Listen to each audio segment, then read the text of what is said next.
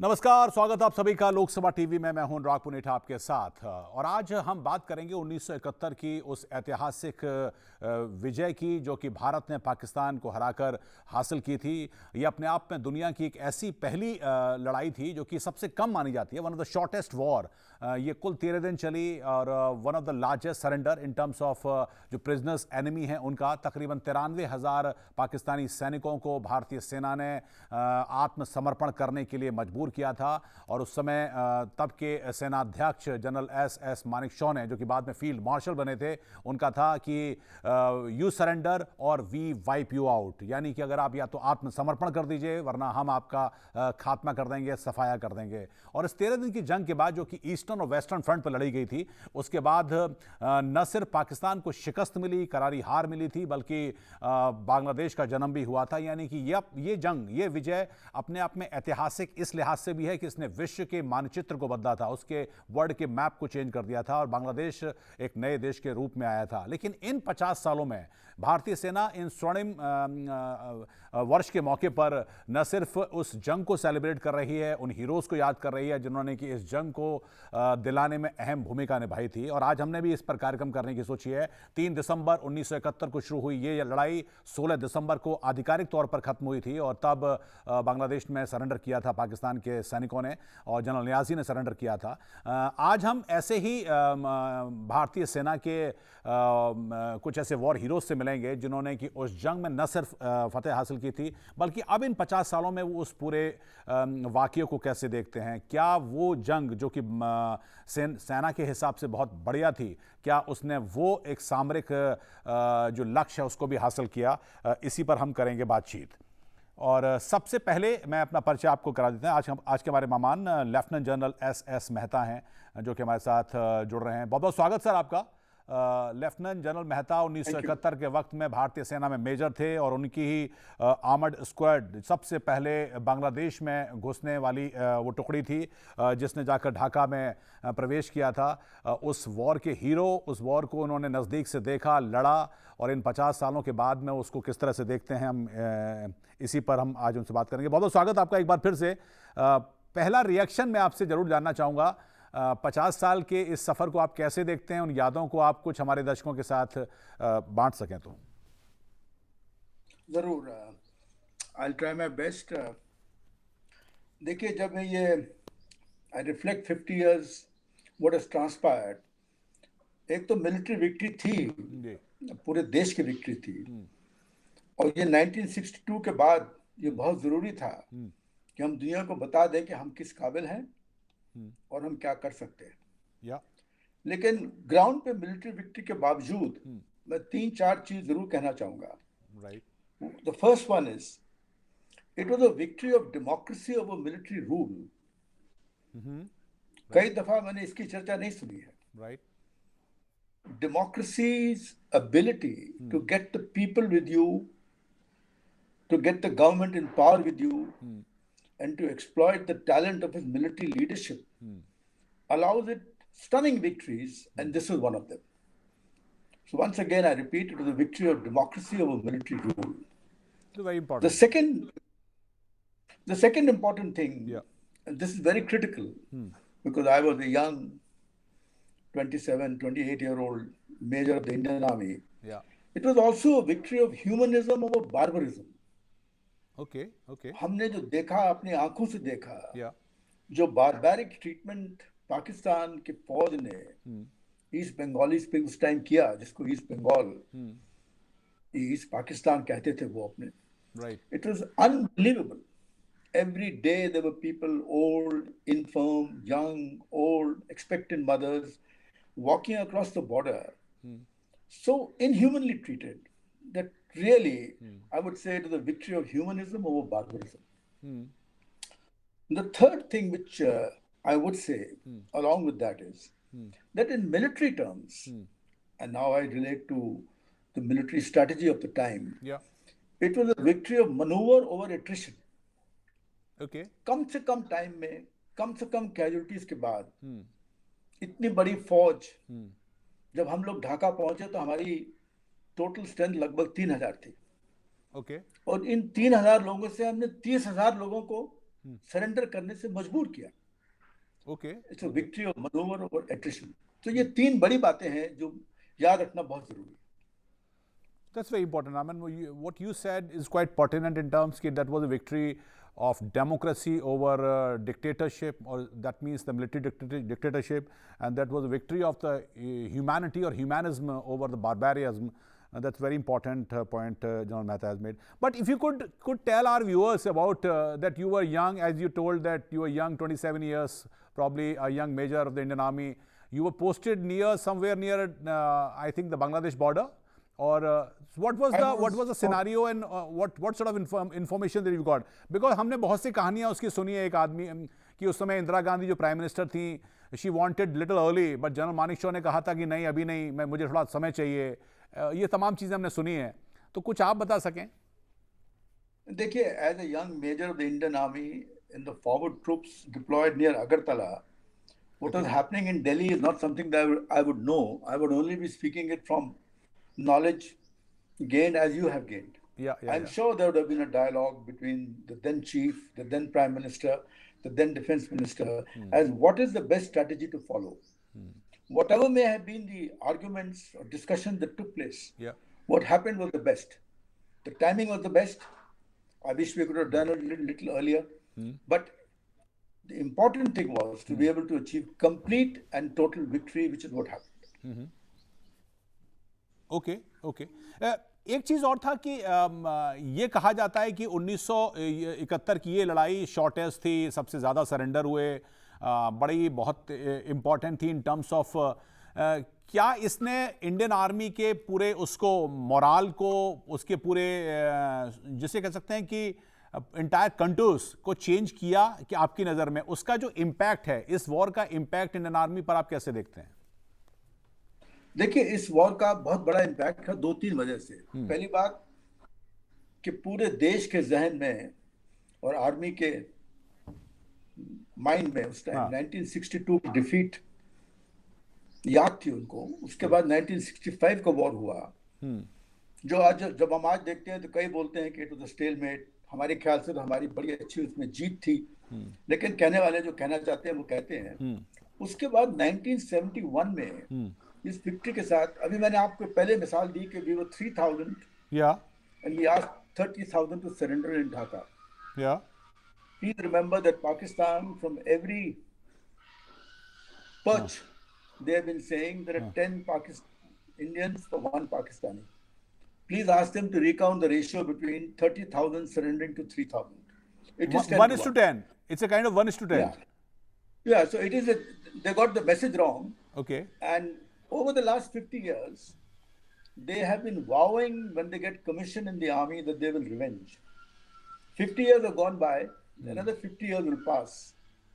That revenge is not possible. But you were not, were you afraid, I mean, in terms of you and your man, that the numbers were less and then you would probably going and you would be knowing the numbers of the Pakistani army. So were you afraid, were you a little apprehensive or not?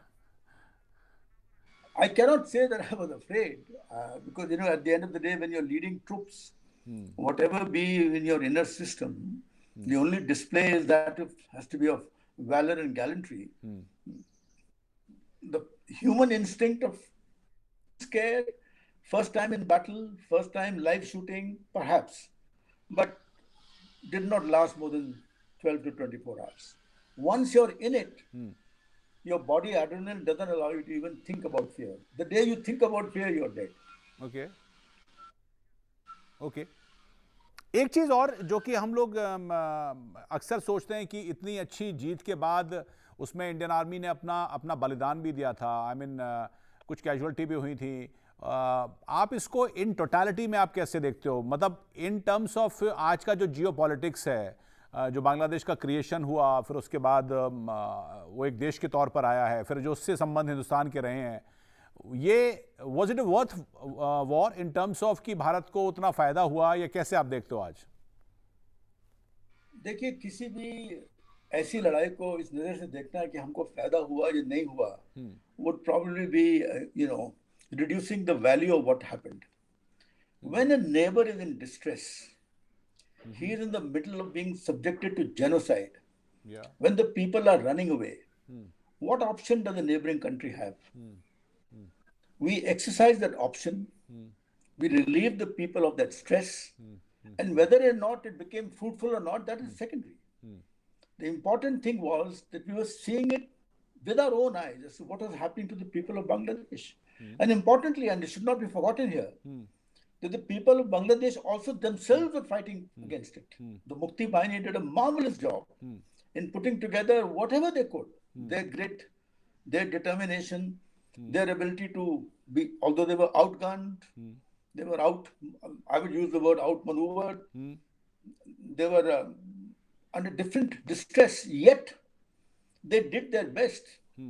And when there is a call that comes to a neighbor to help them out of a genocide, I think the best thing was done.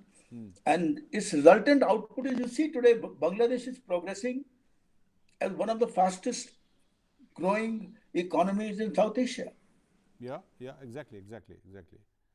So what were the, I mean, if I ask, though I asked this, what are the takeaways in terms of that war for India or Indian Army, if I can ask you now 50 years down the line? Well, when it's well recognized historically and as well as those who understand geostrategy and military strategy, that when a country unites at all levels, governance, the political system, the government in time, the three services, the jointmanship, then the country like ours, or like any other, because of the size that we have, they are unbeatable. I think we would say jointmanship is one of the good lessons. Now I'm glad to notice and observe that we now have a chief of defense staff who's in a position to galvanize the forces so that there is a force multiplier effect. That also happened then, but not in an organized manner.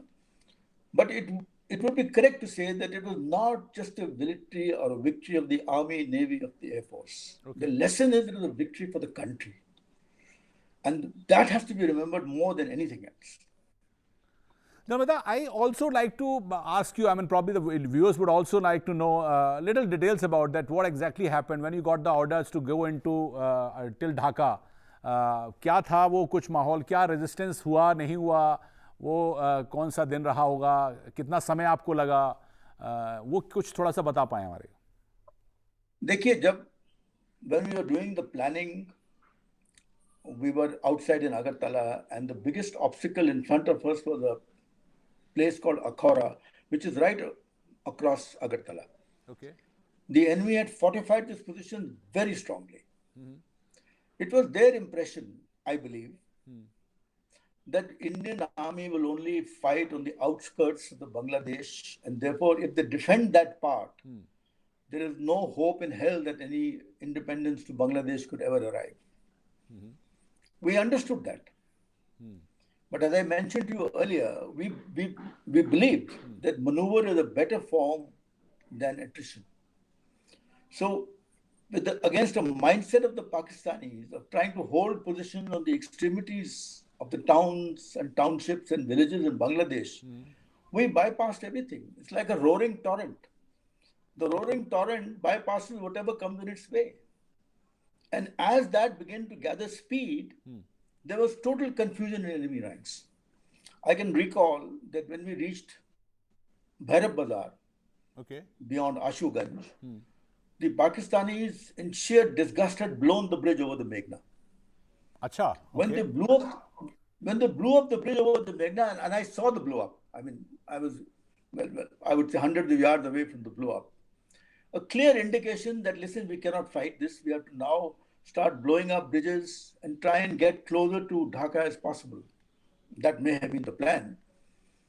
But we, instead of then pursuing them beyond the bridge, our commander then, Lieutenant General Sagat Singh, was commanding 4 corps. Yeah. He did a master stroke in strategy. Instead of choosing to chase an enemy who's running, he chose to bypass him and ordered 2 things. One, I was the tank commander. He told me, can you cross the Meghna? Okay. Now, I want the viewers to know that the tanks that I was commanding were PT-76. PT in Russian stands for Plavushi Tanka, which means amphibious tank. Okay, okay. But Russian tanks are designed to cross European rivers. Not European rivers are not more than 200 or 400 yards wide. Okay. Meghna at its widest is 13 miles wide. We said, sir, we will try. Then he chose to pick up a battalion, ask the Air Force, and do a heli bridge over Meghna. Okay. So the idea of doing a heli bridge over Meghna, the idea of crossing the Meghna on tanks, and luckily for us, the tanks crossing it, I think we probably did 20 or 22 miles along the river, because the flow of the river at that pace is so fast that if you enter a place A, you cannot exit opposite. You have to exit miles downstream. Anyway, whichever way we planned it, we managed to cross, link up with the heli bridge, where the Air Force used helicopters to take an infantry battalion, 4 guards, commanded by Lieutenant Colonel Himmat Singh. And once the enemy began to see that we are not chasing him as per his plan, but we are chasing him as per our plan, I think surrender was on the cards. That, I would say, is the largest lesson. And for that, entire credit must go to Lieutenant General Sagat Singh, who was commanding 4-4. I mean, there is a thing we talk about, that when you come to a Y junction, you don't wait to see which way to go. You just take it. He just took it, and we were on our way to Dhaka. अच्छा, अगर मैं ये पूछूं आपसे कि वो motivation क्या था, मतलब आप लोगों का उस दौरान, मतलब चूंकि प्रॉब्ली आप देख रहे थे शायद वो जो एट्रोसिटीज और बहुत ज़्यादा अत्याचार वहाँ के लोगों पर हो रहा था, and those people were coming in hoards in India, और प्रॉब्ली क्या होता है एक फौजी का वो जो मोटिवेशन होता है संभवतः to outmanoeuvre, to outflank, और let's say to outsmart enemy. देखिए, a Fauji comes up understanding 3 things. First, he signs up for an unlimited liability contract. Okay. Number 2, he is very clear in his mind from day one that if you don't win, there is no place for runners-up in battle. Yeah. You just have to win. And the third thing is, and importantly, you don't win because you won small piece here and small piece there. Winning means that what are you going to do to be able to do a victory which is then sustainable? It is quite possible that we have gone in 30, 40 kilometers, and today there would have been, we don't know what would have been the state of Bangladesh.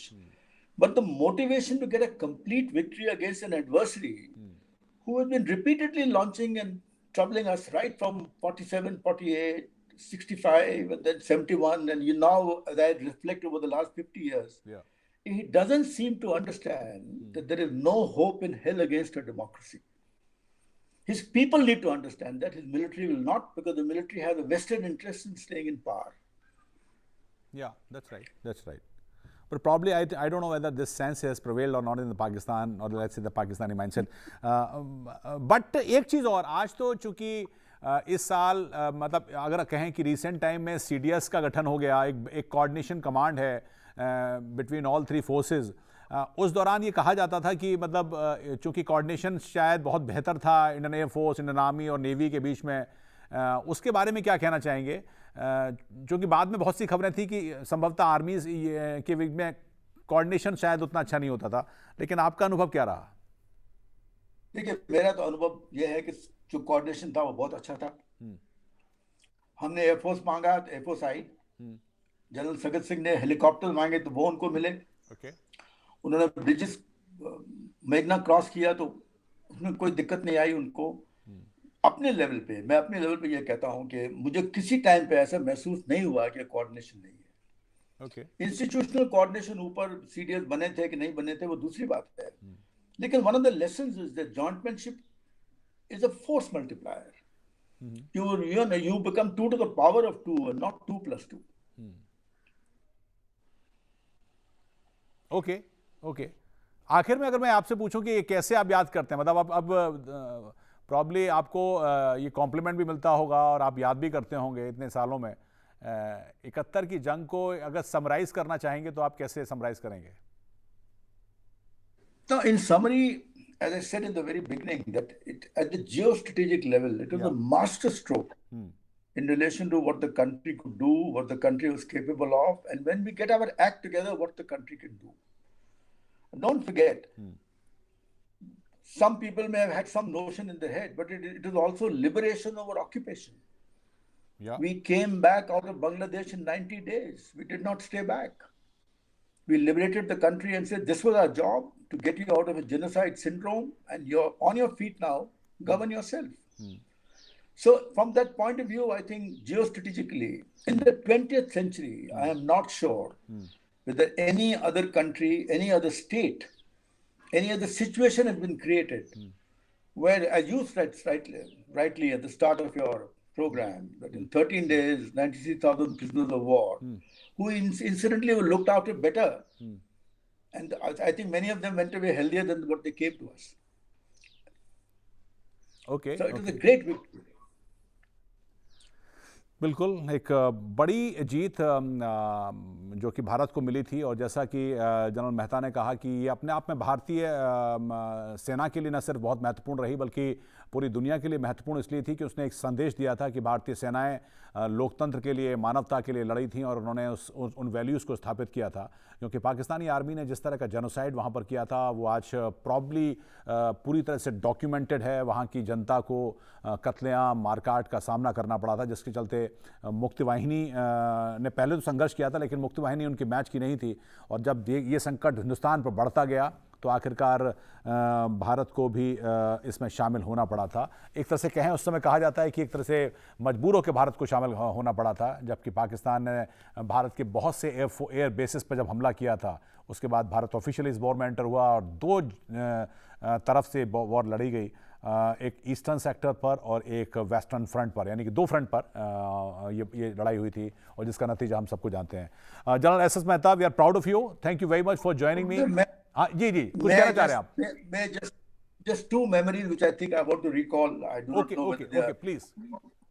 The first one is that when we entered Dhaka, my squadron, I was commanding Sikh troops. Okay. And we were asked to park in Dhaka University. Okay. As my tanks reached Dhaka University and parked there, what do they see? Sikh troops, right in front of them, see a Gurudwara. Gurudwara Nanak Shahi was a Gurudwara created somewhere in the 16th century, where Guru Nanak had visited. Okay. And even Tegh Bahadur Ji visited later and spent a couple of years here. Here, the head Granthi of the Gurudwara had been, he had been killed. Okay. And our first business, other than establishing ourselves in Dhaka, was to re-establish this Gurudwara. Okay. I'm glad to tell you that within 72 hours, whatever was required to be done was done. And it is not well recorded that the first speech given by the then Prime Minister or the President of then the new Bangladesh was actually given in this Gurudwara. Acha, okay. So obviously it's very memorable. I think there was Tajuddin Ahmed, and one more name which I'll take some time to recall. So it was a great memory. Now it's of course a Gurudwara which is well cared for. This is the easternmost place where Guru Nanak had been in the 16th century. So that was memorable. Okay. And the second thing along with this is the way when we drove into Dhaka.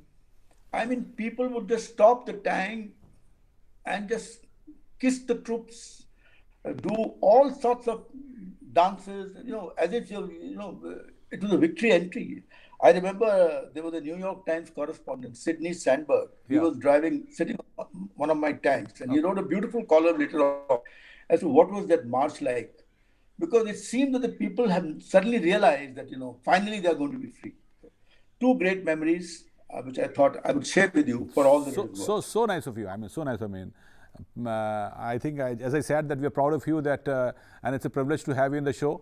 I mean, probably the generation of this generation would love to hear these all memories and stories from your. It's indeed a pleasure. Thank you very much, General Mehta. Lok Sabha TV के साथ जुड़ने के लिए। General Mehta जो कि उस वक्त major थे और जिनकी आर्मड स्क्वाड्रन उस समय घुसी थी, जो कि जब ये टैंक, जैसा कि उन्होंने खुद बताया कि जब ढाका पर पहुंचे तो उसका किस तरह से न सिर्फ स्वागत किया गया, बल्कि वहां पर जो गुरुद्वारा था वो उसको एक तरह से दोबारा से रिस्टोर करके वहां पर सब चीज़ें शुरू कराने में भी भारतीय सेना ने और उनकी पूरी टीम ने इसमें महत्वपूर्ण भूमिका निभाई। ये अपने आप में एक इतनी बड़ी लड़ाई इसलिए भी मानी जाती है क्योंकि इसने न सिर्फ पूरी दुनिया का मानचित्र बदला था, बल्कि बहुत से लाखों करोड़ों बांग्लादेशियों को एक रिलीफ दिया था, एक तरह की मुक्ति दी थी जो कि सालों से वो झेल रहे थे। फिलहाल वक्त तो चला एक छोटे से ब्रेक का, और ब्रेक के बाद भी हम बात करेंगे भारतीय वायुसेना के एक ऐसे हीरो से।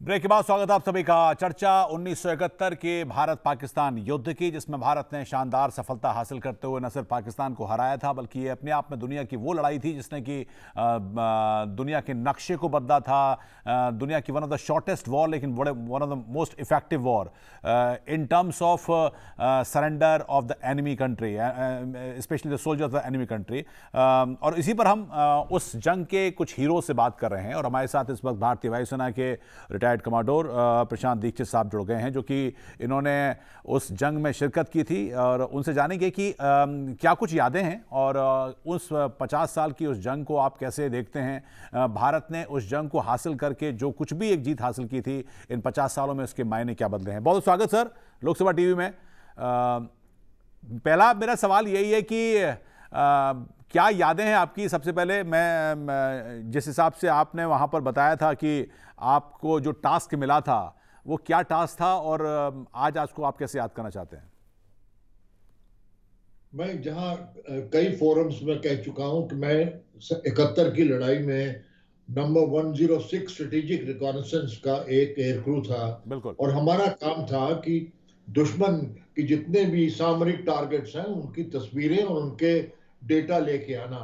और इसी उद्देश्य से जब मई 1971 में ये खबर आई कि भारत सरकार की ओर से एक अभियान शायद आने वाले दिनों में आने वाला है, तो हमने दोनों तरफ ईस्ट पाकिस्तान और वेस्ट पाकिस्तान दोनों में सामरिक टारगेट्स की तस्वीरें लाना शुरू कर दिया था। क्योंकि आज आपका उद्देश्य है बांग्लादेश की ओर, तो मैं आपके सामने वो सब कहानियां रखूंगा जो कि बांग्लादेश या ईस्ट पाकिस्तान से जुड़ी हैं। और इस विषय में सबसे मुख्य बात यह है कि जब से, जैसा कि हमने इतिहास में पढ़ा है, जब से मुक्ति वाहिनी ने काम शुरू किया ईस्ट पाकिस्तान में, मेरे स्क्वाड्रन का काम शनै शनै उसी वक्त शुरू हुआ। और हम कई टारगेट्स की तस्वीरें वहां से लेके आए। लेकिन आज आपकी जो प्रोग्राम है उसका मुख्य उद्देश्य है 71 की लड़ाई के वो 14 दिनों पर डिस्कशन करना। और उसमें मेरा जो स्क्वाड्रन था वो कई टारगेट्स की तस्वीर लेके आया। और सबसे ज्यादा जो मुझे याद है वो 9 दिसंबर की वो सॉटी जो हम गुवाहाटी से उड़े थे और दक्षिण दिशा में जाके बांग्लादेश के पूर्व से हम लोग घुसे थे, ईस्ट पाकिस्तान के पूर्व से घुसे थे। और काफी लो फ्लाई किया था शायद आपने। फिर से क्या कहा? मेरा सवाल था कि जब आप घुसे थे तो काफी लो फ्लाई किया था शायद आपने, फिर उसके बाद ताकि रडार में ना आ पाए, कुछ ऐसा जिक्र आपने किया था पहले, मुझको याद है। हाँ बिल्कुल, आप ठीक कह रहे हो। हम जब कॉक्सिस बाजार के पास आए तब तक हम 400 feet above ground level fly कर रहे थे। ओके। उसका इरादा ये था कि पाकिस्तानी रेडार हमको कैप्चर न कर सके और उसमें हम संभव रहे। लेकिन फोटो खींचने के लिए यह आवश्यक है कि 10,000 फुट तक जाया जाए कम से कम, जिससे पूरे टारगेट की एक अच्छी तस्वीर ली जा सके। और तो हमने वहां से अपने जहाज को एकदम एक्सेलरेट किया 500 नॉटिकल माइल्स की स्पीड से, और एक पुल अप करके 1 मिनट में 10,000 फुट चले गए और वो स्ट्रेटेजिक फोटो रन किया कॉक्सिस बाजार में। और उसके बाद वहां से डाइव किया हमने, और डाइव करके हम फिर चिटागोंग के पास में हमने पूरा का पूरा वही प्रोफाइल फॉलो करी। और जब चिटागोंग के ऊपर से हम जा रहे थे तस्वीर खींचते हुए, तब मैंने देखा कि नीचे बड़े भीषण तरीके से आग लगी हुई है। शायद नेवी के जहाज वहां पर बमबारी कर रहे थे। और वहां एक रिफाइनरी थी, उसमें भी आग लग गई थी। और उसके बाद सीधे हम कुर्मितोला की ओर चल पड़े। और कुर्मितोला जाने में फिर हमने वही डाइव किया, लो ऑल्टीट्यूड में चले गए। और जब कुर्मितोला एयरफील्ड के पास पहुंचे तो हमने वही पुल अप सॉर्टी करी 10,000 फुट की, और पूरे टारगेट को कवर किया। और वहां से हमें दिल्ली आना था सीधे, क्योंकि वो जो भी हमने तस्वीरें खींची थी वो दिल्ली में लाके एनालिस्ट को देनी थी, और हम दिल्ली की तरफ मुड़ चुके। तब तक अंधेरा हो गया था अनुराग। और हमको, चूंकि हम वापस आ रहे थे और हमारा फ्यूल कम हो गया था, तो हमको 36,000 फुट की ऊंचाई तक चढ़ना पड़ा। और तब हमने ये नोटिस किया कि आने वाली जो हेडविंड्स हैं वो इतनी स्ट्रांग थी कि हमारी रफ्तार 320 नॉट्स हो गई, जबकि हम एक दिन पहले गए थे ईस्ट पाकिस्तान की तरफ, तो हमारे हवाई जहाज की रफ्तार 500 नॉट्स थी। तो इसके कारण क्या हुआ कि हमारा जो estimated time of arrival Palam पे था वो एकदम हट गया। और हम जब पालम के पास आए और हमने उनको टीवी एटीसी का कॉल दिया तो हमें पहचान नहीं पाए, और हमको, जैसा कि उस वक्त व्यवस्था थी, हमें एक हॉस्टाइल टारगेट डिक्लेयर कर दिया गया। क्या बात कर रहे हैं? इसी कारण से क्या हुआ कि हम थोड़ी सी एक बड़ी मुश्किल में आ गए। दो बातें हमारे सामने थी। एक तो हम इनवैल्यूएबल डेटा लेकर आए थे ईस्ट पाकिस्तान से, और अगर हमें उतरने में अगर मुश्किल पड़ी या कहीं और जल्दी जाना पड़ा या हम पर किसी ने मिसाइल फायर कर दी तो हमारा ये उद्देश्य पूरा न हो गया। लेकिन भाग्य ने हमारा साथ दिया। हम में से एक की आवाज, जो एयर ट्रैफिक कंट्रोलर था पालम में, वो पहचान गया कि शायद हमारा पुराना मित्र था। और हमको तक लैंडिंग वहां पर हो गई, और बड़े सलीके से हमने जो तस्वीरें खींच के मैगजीन्स वहां की लोकल यूनिट को दे दी गई, जो कि सुबह उनका फिर उपयोग किया गया दो उद्देश्यों के लिए।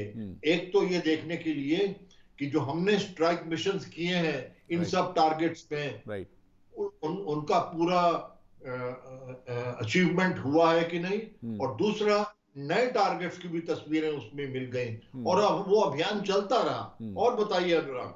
बिल्कुल, ये तो आपने इंटरेस्टिंग बात बताई कि मतलब आपको अपने ही देश में लौटने में ये मुश्किलों का सामना करना पड़ा था, मतलब जब दिल्ली आप आए थे। पर उन रिकनेसेंस के फ्लाइट को या वो उन सामरिक जगहों की तस्वीर लेना काफ़ी इंपॉर्टेंट होता है अपने आप में। मतलब वो आर्मी के लिए इंपॉर्टेंट रहा होगा, ये फिर या फिर कहें कि जब सेनाएं अंदर घुसी थी उसके लिए बहुत महत्वपूर्ण होता है। आप बिल्कुल ठीक कहते हो, क्योंकि मॉडर्न वॉरफेयर में स्ट्रेटेजिक इंटेलिजेंस जो है एक्चुअल लड़ाई से कई ज्यादा अहमियत रखती है, क्योंकि आपका सारा जो योजनाएं या प्लान्स, जो इंटेलिजेंस आती है जिसमें फोटो इंटेलिजेंस सबसे ज्यादा इंपॉर्टेंट है, और जो कि आजकल ये काम आपके सैटेलाइट्स करते हैं। बट सैटेलाइट्स भी इमीडिएट पिक्चर कभी नहीं दे पाते। आप तो जानते हो पोलर ऑर्बिटिंग सैटेलाइट जो होते हैं, एक टारगेट पे 10 बज के सुबह आते हैं, और उसके बाद उनका एक रिविजिट साइकिल होता है, और अगर पीरियड के बाद बदली हुई तो वो भी नहीं मिलता। तो एयरक्राफ्ट मिशन ही एक तरीका है जो आपके सामने तस्वीरें लेके इमीडिएटली आ सकता है। और अब तो अगर ये इस तरह की तस्वीर लेके अगर हम दिन में आ जाते तो उसी वक्त भी यह सॉर्टीज लॉन्च की जा सकती थी, जिनकी शायद आवश्यकता पड़ती, लेकिन कोई खास नुकसान नहीं हुआ। दूसरे दिन भी वो मिशंस चलते रहे, जो कि हमारे सू-7 हमारे MiG-21 ईस्ट पाकिस्तान में टारगेट्स पे स्ट्राइक करते रहे। बोलिए अनुराग। ओके, एक चीज और कि आप इस पूरी जंग के बारे में बड़ी बड़ी बातें होती हैं पिछले 50 सालों में, कि मतलब ये कारण थे। आपके हिसाब से इस विक्ट्री की क्या बड़ी वजह थी जिसकी वजह से भारत को जीत मिली थी? एक कोऑर्डिनेशन आप कह सकते हो, या फिर इन टर्म्स ऑफ मिलिट्री सुपीरियरिटी थी, वो क्या कारण थे आपके हिसाब से?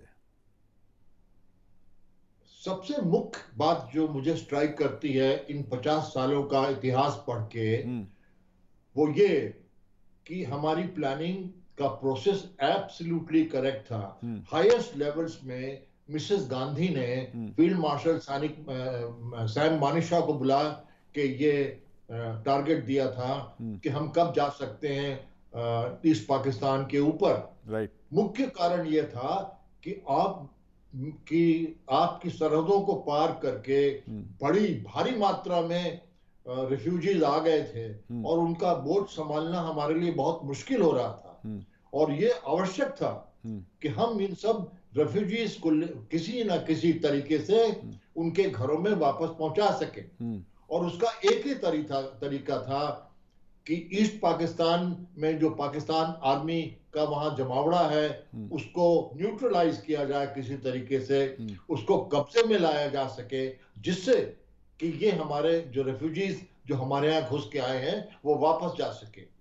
और दूसरी बात जो आपने इतिहास में और पढ़ी होगी वो ये कि महिलाओं पर जो अत्याचार हो रहे थे ईस्ट पाकिस्तान में, हिंदू या मुसलमान, जितने अत्याचार हो रहे थे वो अब सहन नहीं किया जा सकता था।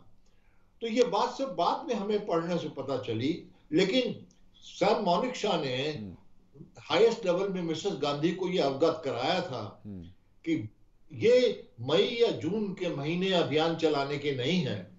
हम तभी वहां जा सकते हैं जब नदियों की बाढ़ का पानी हट जाए और हम आसानी से सब जगह में जा सके। तो इसीलिए आपने देखा होगा कि जबकि मुक्ति बाहिनी के साथ हमारी सेनाएं गुप्त रूप से ईस्ट पाकिस्तान में काम कर रही थी, तो हमने क्या किया कि उनके टारगेट्स को धीरे धीरे वहीं पर न्यूट्रलाइज किया। लेकिन जो मुख्य अभियान जो हमने शुरू किया वो तब जब पाकिस्तान ने अपने जहाजों से हमारे वेस्टर्न टारगेट्स पे अटैक किया, अपनी तरफ से एक प्रीएम्प्टिव स्ट्राइक करी, और तब हमको वो ऑफिशियल मौका मिला जिससे कि हम अपनी फौजों के साथ पाकिस्तान में जाके ईस्ट पाकिस्तान में घुस सके और अभियान चला सके। और आपको याद होगा कई मुश्किलें भारतवर्ष उस वक्त झेल रहा था। बिल्कुल। उनमें से एक तो था कि ये अमेरिकी 7th फ्लीट भी आपके वेस्ट बे ऑफ बंगाल में घुसने की कोशिश कर रही थी। और वो एक अजीब मुसीबत हमारे सामने आ सकती थी, लेकिन हमने उन सब मुश्किलों को आसानी से झेल लिया और अभियान शुरू कर दिया। शायद नवंबर के एंड में के आसपास ये अभियान शुरू हुआ था। मुझे याद है कि हमने टेंगेल पे एक बहुत अहम तस्वीर खींची थी जहां बाद में इंडियन आर्मी ने एक पूरी ब्रिगेड गिराई थी पैराट्रूपर्स की। और यही ब्रिगेड जो थी वो आगे बढ़ती हुई ढाका की तरफ चल पड़ी। उसके अलावा हम ईस्ट में त्रिपुरा के पास से घुस गए थे, हम इधर से जोरहाट के तरफ जसोर की तरफ से भी आगे जा रहे थे। इस वक्त पूरा विवरण आपको देना संभव नहीं हो सका, लेकिन आपके दर्शकों को मैं बताना चाहूं कि मेजर जनरल कल्याण वर्मा की एक लिखी पुस्तक जिसमें उन्होंने मेघना रिवर का जिक्र किया है काफी जानकारी देगी। उसके अलावा एयर मार्शल भरत कुमार की जो पुस्तक है वो एयर पावर का कैसे उपयोग किया उसकी जानकारी देगी। लेकिन मेरा ये कहना जो बहुत ही आवश्यक है आपके दर्शकों के लिए और आपके एयर वॉरफेयर या वॉरफेयर के विद्यार्थियों के लिए कि जॉइंट ऑपरेशंस था। कई जगह ये सुनने में आया है कि सिर्फ नीचे लेवल पे ही जॉइंट ऑपरेशन था और ऊपर लेवल में ये आपस में तालमेल नहीं था। मेरा अगला सवाल भी यही था वैसे आपसे। मेरा सवाल भी यही था कि जनरल मानेकशॉ पूरे हीरो हो गए थे, लेकिन मान लीजिए एयर चीफ थे उस समय पीसी लाल, उनका जिक्र कम आता है, या जो नेवी चीफ थे, लेकिन ये कंबाइंड एफर्ट था इंडियन नेवी, इंडियन एयरफोर्स और इंडियन आर्मी का। इससे सहमत होंगे आप शायद? ना, आप बिल्कुल ठीक कह रहे हैं अनुराग, लेकिन इस बात से हम नहीं हट सकते कि फील्ड मार्शल सैम मानेकशॉ की जो भूमिका थी वो सबसे अहम थी। जो भी प्लान किया गया उनकी छत्र छाया में किया गया और तीनों फौजों के तीनों हिस्से उसमें शामिल थे और एक दूसरे से एकदम तालमेल था। हवा या ऑपरेशंस के वक्त भी एक ऐसा माहौल था कि हर सर्विस का एक आदमी दूसरों की सर्विस से एकदम समझ जाता था। आपको एक बात और बताऊं, एक किलो फ्लाइट का जिक्र किया गया है जो कि एयर मार्शल चंदन सिंह ने शुरू करवाई थी बांग्लादेश के हेलीकॉप्टर ऑपरेशंस को शुरू करके। और ये सुनने में आया कि सबसे पहला सॉर्टी उन्होंने ही करी थी, लेकिन वो एक सिंबोलिज्म था और उस सिंबोलिज्म को इसलिए दिखाया गया कि सारे संसार को और खास करके बांग्लादेश के जो अब रेजिडेंट्स हैं उनको पता लगे कि अभियान में उनके लोगों ने भी साथ साथ दूसरे अंगों में साथ किया।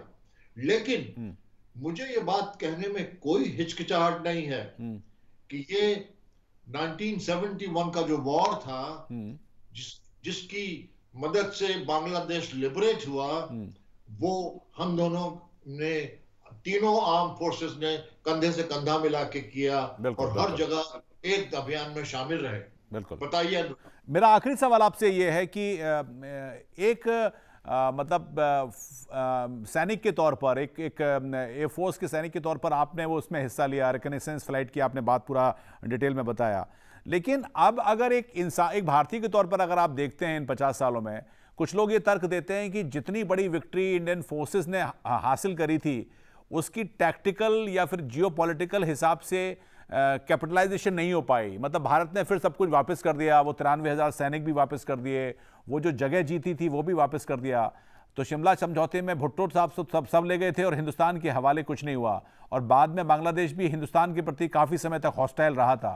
तो मेरा सवाल ये है कि इतनी बड़ी जीत के बाद हासिल जो हुआ उसको आप कैसे देखते हैं? हम लोग जब ईस्ट पाकिस्तान में गए थे तो एक ऑक्यूपेशनल आर्मी की तरह नहीं गए थे। हमारा उद्देश्य, जैसा कि अब मैं आपसे कुछ मिनटों पहले कह चुका हूं, उद्देश्य था कि उनके जो शरणार्थी हमारे पास आ गए थे वो वापस चले जाएं। राइट।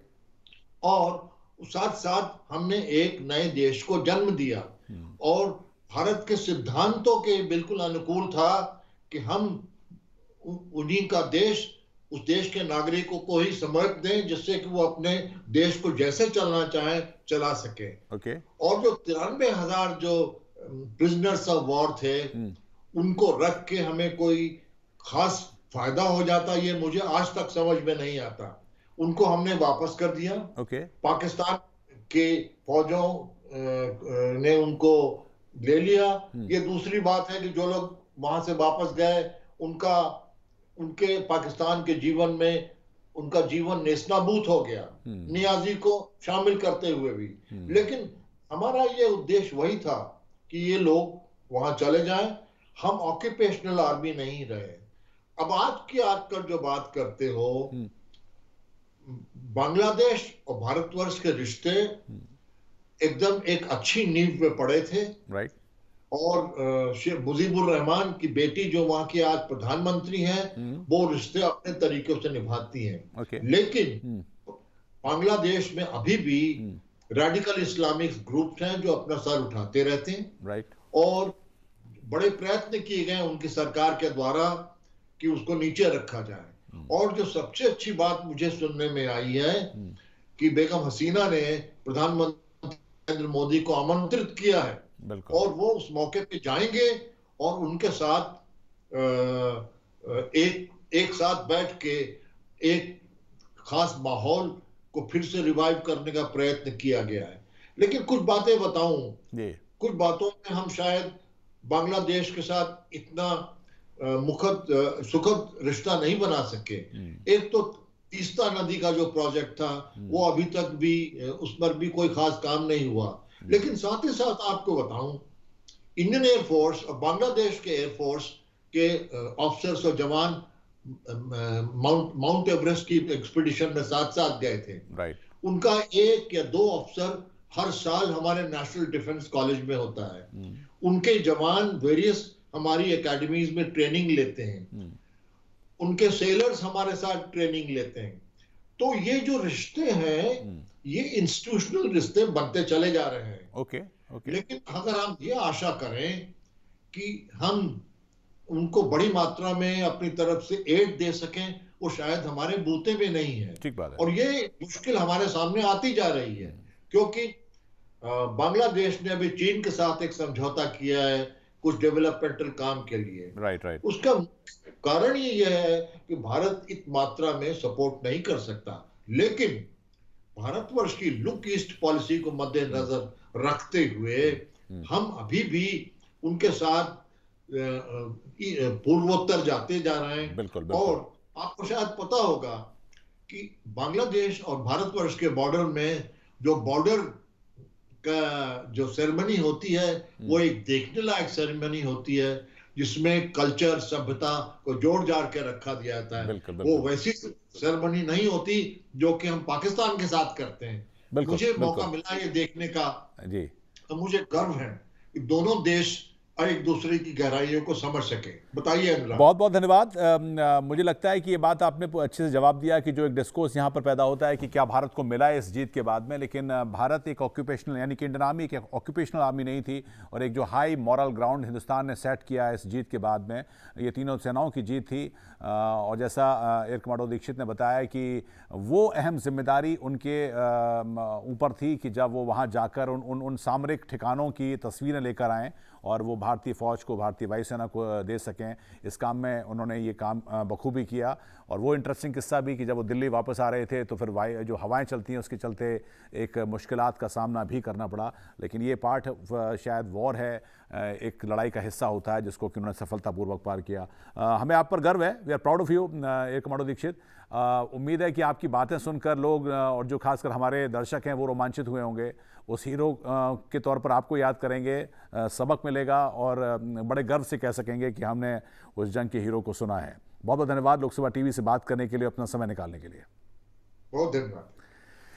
तो 1971 की जंग के विषय में पर हमने बात किया जो कि 16 दिसंबर 1971 को खत्म हुई थी। तो ये स्वर्णिम वर्ष है और स्वर्णिम वर्ष को भारत पूरी शिद्दत के साथ याद कर रहा है, और खासकर उन हीरोज़ को, भारतीय सेनाओं के उन हीरोज़ को जिन्होंने कि इस जंग में अहम भूमिका निभाई थी। सक्षम भारत में इतना ही। नमस्कार।